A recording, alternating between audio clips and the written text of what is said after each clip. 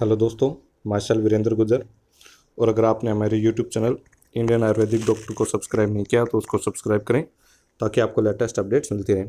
तो पिछले वीडियो में अपन ने 8th चैप्टर के बारे में पढ़ लिया था। इस वीडियो में अपन 9th चैप्टर के बारे में पढ़ेंगे जिसका नाम है शाव निमित्तम इंद्रियम। तो इसमें देखना, आगे बढ़ते हैं अब नेत्र विषयक अरिष्ट। तो यहाँ पे जो है नेत्र से रिलेटेड अरिष्ट बताए हैं। तो नेत्र से रिलेटेड अरिष्ट के यहाँ पे दो लक्षण बता रखे हैं कि दोनों नेत्र श्यावरण, अगर दोनों नेत्र है ना श्यावरण के हों, ठीक है, और अपने स्थान से च्युत हों, मतलब अपने स्थान से क्या हो गया, हट गए हैं, ठीक है, तो ये हो गया नेत्र विषयक अरिष्ट। तो मतलब कि दोनों नेत्र क्या है, श्यावरण के हों और दोनों नेत्र क्या अपने स्थान से हट गए हों, च्युत हो गए हों, तो उसको क्या, वो क्या होता है, नेत्र विषयक अरिष्ट होता है। फिर नेक्स्ट है राज यक्ष्मा विषयक अरिष्ट। मतलब राज यक्ष्मा से रिलेटेड अरिष्ट क्या है कि हाथ पैर पूर्ववत कांतियुक्त परंतु बाकी शरीर सूख जाए, ठीक है, और बल प्रतिदिन छीन हो।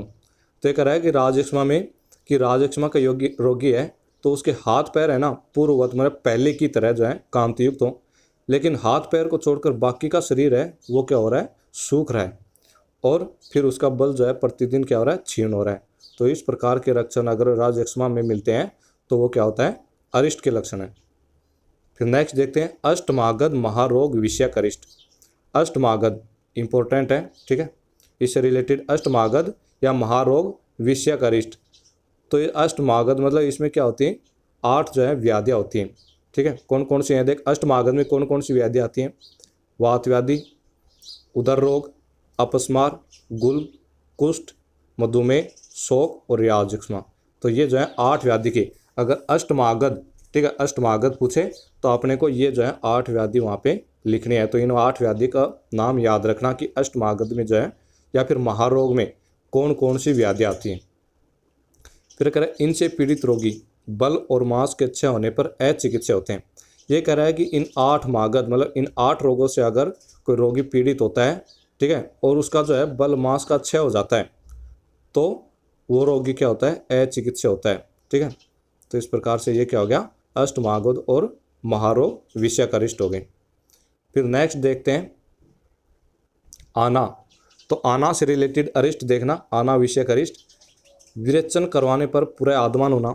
ये कह रहा है कि आना को खत्म करने के लिए अपने क्या क्या है, विरेचन करवाया था, मतलब विरेचन करवाया है, तो विरेचन करवाने के बाद क्या है, पुनः आदमान, मतलब दोबारा से उसको आदमान हो रहा है, या फिर पेय पदार्थों को लेने में असमर्थ, ठीक है, आना के कारण जो है वो पेय पदार्थ मतलब द्रव पदार्थ हैं तो उनको पीने में क्या हो रहा है, असमर्थ हो रहा है।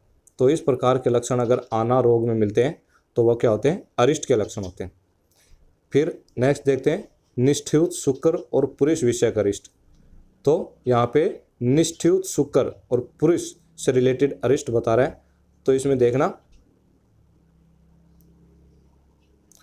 थूक, शुक्र और मल, ठीक है। निष्ठ्युत यहाँ पे कोमा लगा लेना, निष्ठ्युत का क्या मतलब है, थूक, ठीक है, सलाइवा, सलाइवा होता है।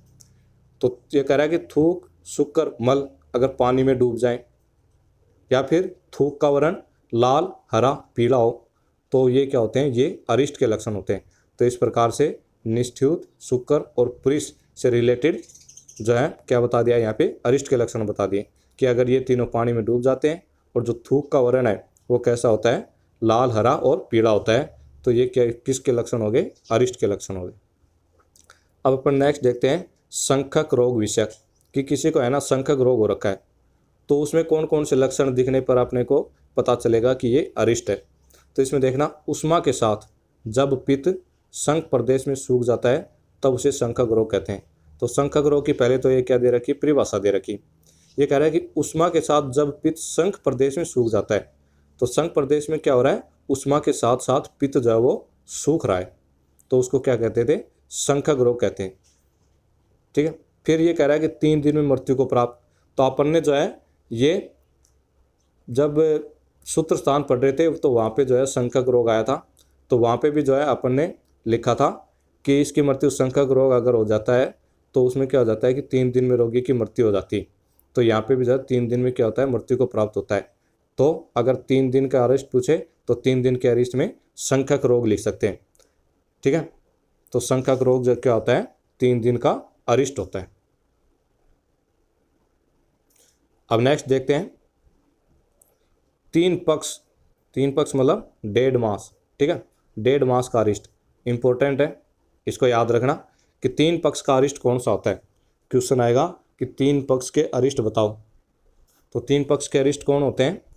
तीव्रता से बल मास 6, ये कह रहा है कि तीव्रता से अगर बल मास का 6 हो रहा है, तीव्रता से रोग की वृद्धि हो रही है, या फिर अरोचक से पीड़ित है, तो अगर इनसे ये लक्षण दिख रहे हैं रोगी में, तो वो क्या होता है? तीन पक्ष का अरिस्ट होता है, मतलब डेड मास में जो है उसकी मृत्यु हो जाती है, ठीक है। तो तीन पक्ष के अरिस्ट कौन से हो गए?